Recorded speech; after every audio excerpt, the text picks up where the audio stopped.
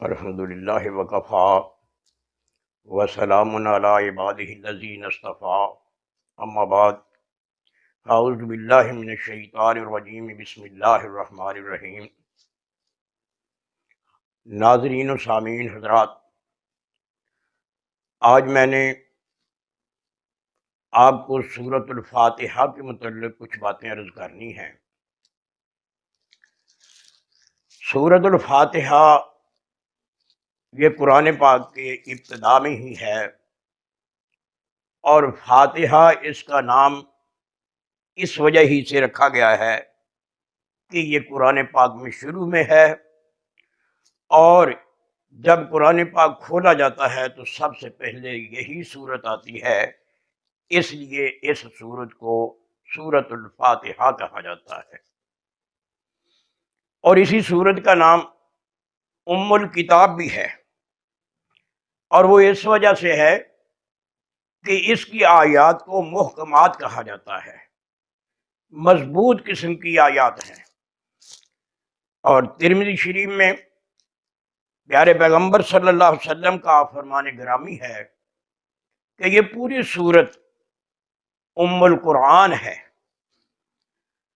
اور اسی سورت کو سورۃ الصلاۃ بھی کہا گیا ہے کیونکہ یہ نماز میں پڑھی جاتی ہے۔ اللہ کے پیارے پیغمبر صلی اللہ علیہ وسلم نے ارشاد فرمایا کہ اللہ تبارک و تعالیٰ کی ذات فرماتے ہیں، میں نے اپنے اور بندے کے درمیان اس کو تقسیم کر دیا ہے۔ جس وقت بندہ کہتا ہے الحمدللہ رب العالمین، تو اللہ فرماتے ہیں اس نے میری تعریف بیان کی ہے۔ اور پھر بندہ کہتا ہے الرحمن الرحیم، اللہ فرماتے ہیں اس نے دوبارہ دیکھیں میری تعریف بیان کی ہے۔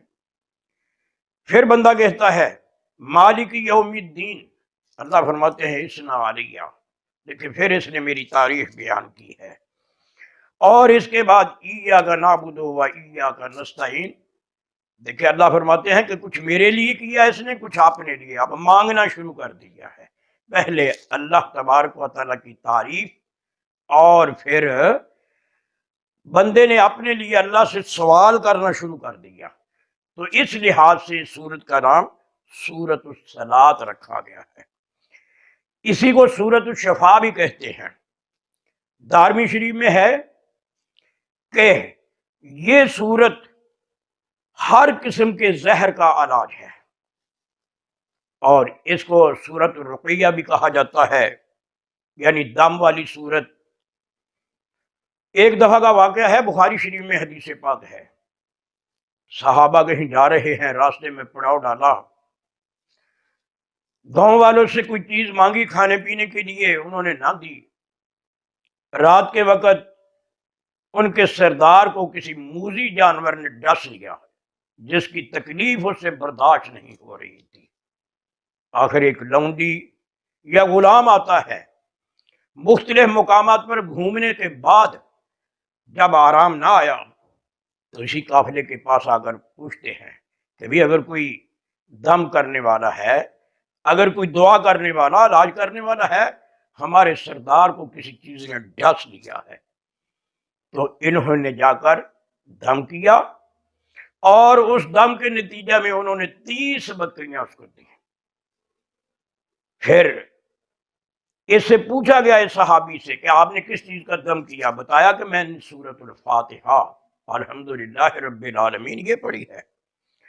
اور پوچھا گیا کہ تجھے کیسے پتا چلا؟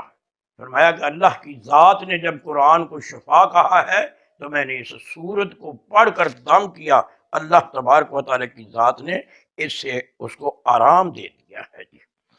اور اسی کے متعلق حضرت عبداللہ بن عباس رضی اللہ تعالی عنہ فرماتے ہیں کہ سورت کا نام سورت اساس القرآن ہے، یہ قرآن کی بنیاد ہے۔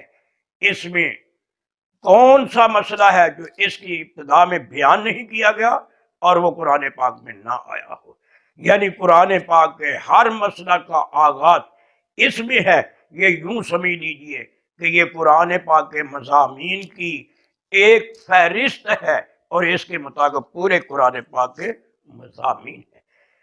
پھر حضرت عبداللہ بن عباس یہ بھی فرماتے ہیں کہ یہ سورت جو ہے اساس القرآن ہے، اور اس اساس القرآن کی اساس الآیت جو ہے وہ بسم اللہ الرحمن الرحیم ہے۔ گویا اس پوری سورت کی اساس وہ بسم اللہ الرحمن الرحیم ہے۔ علامہ زمخشری رحمۃ اللہ علیہ نے اپنی سورت، اپنی تفسیر جو تفسیر کشاف ہے، اس میں اس سورت کو سورت الکنز کہا گیا ہے۔ یہ ایک بہت بڑا خزانہ ہے، کنز کا معنی ہے خزانہ۔ یہ خزانہ نبی اکرم صلی اللہ علیہ وآلہ وسلم کی ذات اقدس کو آسمانوں سے ملا ہے۔ پھر اسی سورت کا نام سبع مثانی ہے۔ سبع مثانی کے دو مطلب ہیں۔ ایک مطلب یہ دیا جاتا ہے، تفسیر ابن کثیر میں ہے، کہ نبی اکرم صلی اللہ علیہ وسلم کو یہ سورت 2 مرتبہ عطا کی گئی، ایک مکے میں رہتے ہوئے اور ایک مدینہ شریف میں رہتے ہوئے، اسی لیے اس کا نام سبع مثانی رکھا گیا۔ اور دوسرا اس کا مطلب یہ ہے کہ یہ نماز کے اندر بار بار پڑھی جاتی ہے، ہر رکعت میں پڑھی جاتی ہے اور ہر نماز کے اندر ادا کی جاتی ہے، اس لیے اس کا نام پھر سبع مثانی رکھا گیا۔ گویا یہ سورت جو ہے اس کے اتنے نام زیادہ ہیں کہ قرآن پاک کی کسی سورت کے اتنے نام نہیں ہیں، اور اللہ تبارک و تعالیٰ کی ذات ہمیں عمل کی توفیق دے۔ انشاءاللہ اگلے پروگرام میں میں اسی سورت کے فضائل بیان کروں گا۔ اللہ ہمیں نیک عمل کرنے کی توفیق عطا فرمائے۔ وما علینا الا البلاغ المبین۔